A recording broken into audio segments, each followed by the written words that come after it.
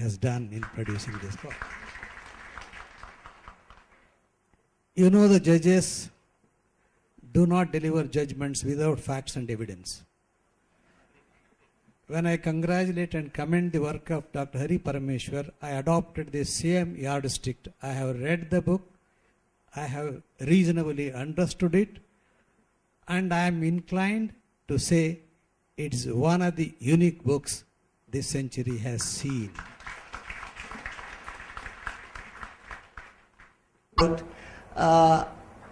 The problems that come out of the communal disharmony, and about how he saw it when tough times are there, like the riots in Gujarat, and before the riots, the earthquake in Gujarat, and how he found that at that point of time, nobody even bothered about which caste or community he belonged. So the one who stretched the hand and the one who took that help, or who held the hand, neither of them was worried which community you came from. And he's kind of the threading that he has done so beautifully in that chapter. And then we were chatting about some other situation, and he said, you know, I've gone through very bad times in life. And I said, no, these are not stories. These 18 are not stories. These are real life instances, each one of them. Like for instance, Vani was mentioning about that Hyderabad incident, the Ramzan. There is a reason. And incidentally, I think that he skipped one Ramzan in 2002. And there is a reason. And I don't want to diverge it. I urge you to go through it. Like, but the book is not for making money. The book appears to be to make how the life worth living, not for oneself, for rest of the world. That appears to be the approach. We have two kinds of books. One set of books, you have to wash your hands and read them. Other sets of books, the moment you touch them, you have to wash your hands. I only say, this book, which is being launched today, falls in the first category, that you should wash your hands and read the book. And then he spoke about 3 shirts. And there is a chapter on 3 shirts, which is how beautifully his children woke him up to it. Because he had the most beautiful memories about those shirts with his wife, and how after a certain point of time, when they parted ways, those shirts reminded him about the pleasant and the unpleasant times, and he didn't want to carry that baggage with him to his new apartment, and he left it behind. And I believe his daughter asked him, which is all there in the book, where his daughter has asked him that, Dad, why are you leaving it behind? He said, I don't want to carry things that are not going to give me happy memories. And she said, no, I want it because I remember it for the happy moments. That each shirt was used, one on his engagement, one when he first met his wife, and I think one when he got married. So these are most, and how he has linked his own personal life as in personal situations, and made us all, I mean, at least me, when I read that book, these couple of chapters that I read, it made me think that everything that we learn, all the spirituality that we imbibe, is out of situations in our life, good or bad. And there is always something good to pick out of even the bad moments. And I guess when you're very young, there are very few people who become very spiritual. You have to have gone through tough times to become spiritual.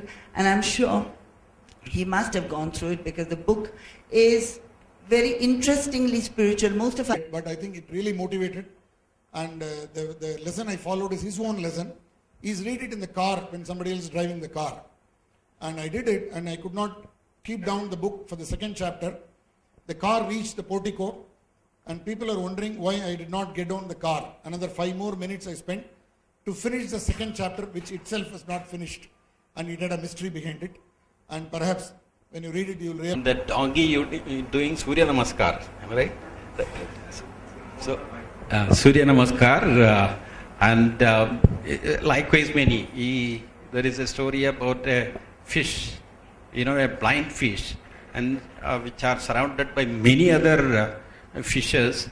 But in effect, what he found, the meaning he found was that, the blind fish was oblivious about that other fishes, but it is actually the other hundreds of fishes which are actually blind.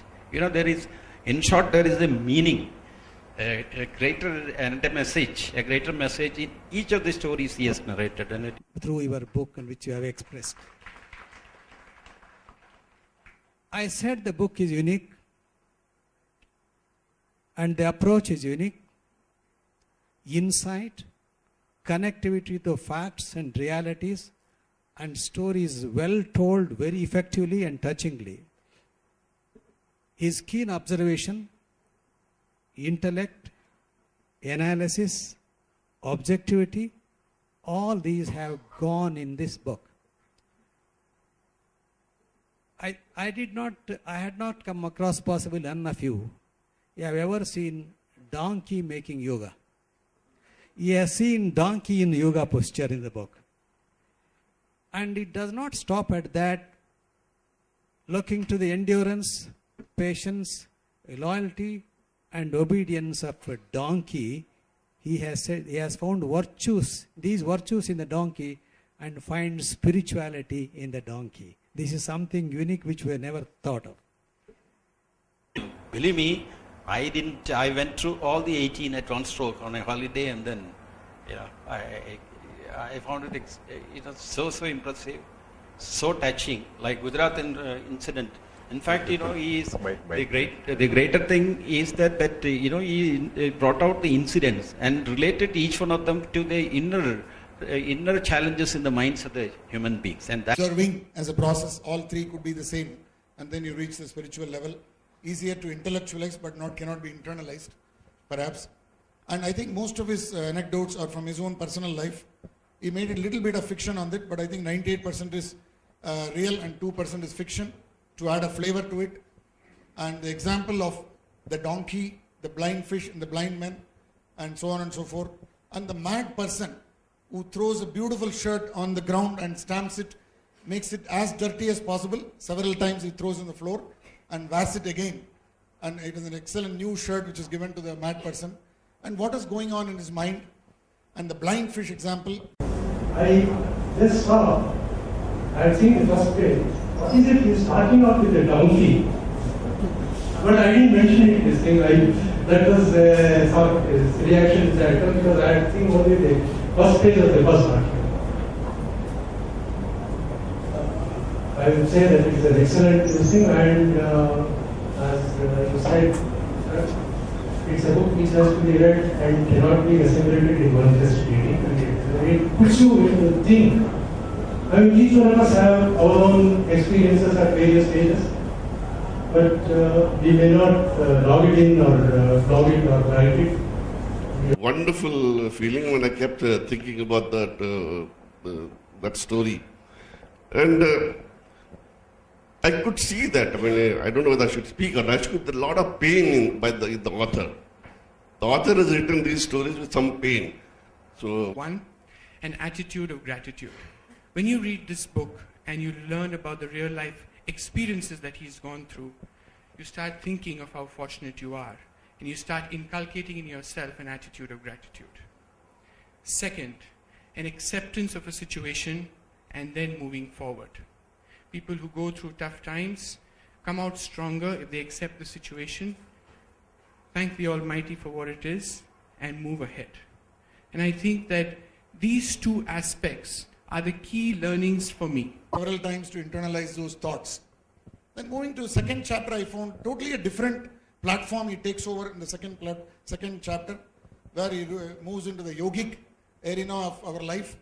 And there is a saint, and he as an observer reaches a saint as his guru, and then becomes, the saint says, if you have to be able to counsel somebody else, you have to detach yourself from the real process the counselee is going through. Otherwise you can be deeply affected by the life of the other person.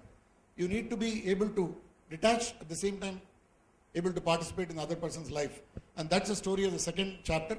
It's a very romantic story. I think many youngsters will love to read it again. Yeah, a few of us can go back in our life and think a couple of decades back. But from the romantic story, it brings out a spiritual aspect, but ends with a mystery. It really ends with a mystery. And then I was just thinking, as everybody... Quite a lot of tips. And some of the things which I would like to quote is actually, the spiritual development is all about freeing your thought process. Don't forget the reality that every being has come to this earth for a purpose. Adversities, as he has gone through, a part of life, and are certainly predetermined. Endurance and perseverance are the only things required for one through the turbulence. Remember that you are the only reality. The rest all are illusions and transitory in nature. And he finally says, uncertainty is the only thing certain in life. A very good expression. And much more things are there in that chapter. And I want to share that a lion which cannot sustain itself, ultimately it is cut to the cat's size. As we all know, for a successful governance or good governance, two things are important. One, the person must be competent and good, and the system also must support.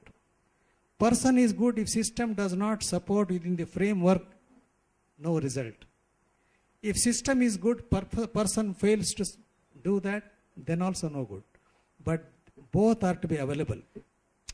I don't want to divulge more about the book because you have to read for yourself.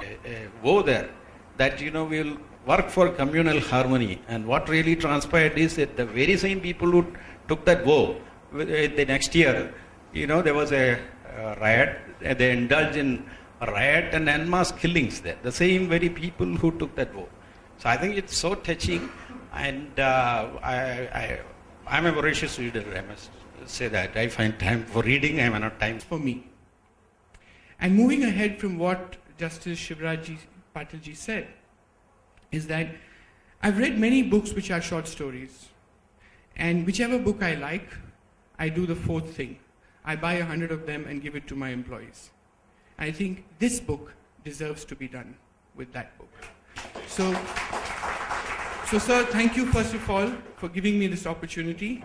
And he analyzed God as G, generator, O, operator, and D, destroyer, which is Brahma, Vishnu, and Maheshwara. And how beautifully he has written that chapter. It's very simple. It's people, anybody can understand. You don't have to be highly intellectual to read, because most people don't want to, the youngsters don't want to read books which are very spiritually based. They still feel, okay, that's for older people. But this book is so simple, and I should congratulate him for the simple language he's used, the anecdotes that he has put in, and without feeling embarrassed about relating certain very, very personal happenings in his life. He has put it together, and he has linked them together and brought about this very beautiful book. Many parts, many answers. I'm sure everybody will find something which will relate to some aspect in their life. And I congratulate you for all the effort that you've taken to put this